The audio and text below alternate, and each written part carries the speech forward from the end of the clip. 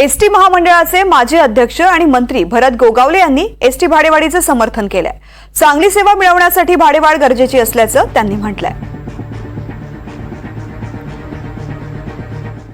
जर आपल्याला आता चांगली सेवा, चांगली सुविधा, ड्रायव्हर लोकांची, कंडक्टर लोकांची पगार वाढ आणि सगळं जर व्यवस्थित असायला पाहिजे तर थोडंफार भाडेवाढ पण करणं गरजेचं आहे। कारण आज रोजी दर महिन्याला 50 कोटी रुपये लॉस मध्ये एसटी महामंडळ आहे आणि त्या अनुषंगाने गेली 3 वर्ष काही दरवाढ झालेली नव्हती, केली नव्हती आणि आता करणं क्रमप्राप्त काय त्यांना नवीन चांगल्या गाड्या, सोयी सुविधा जर द्यायच्या असतील, ड्रायव्हर कंडक्टरला जर मागच्या वेळेला आपण पगारवाढ दिली तर अशी प्रत्येक 3-4 वर्षांनी जर करावी लागेल।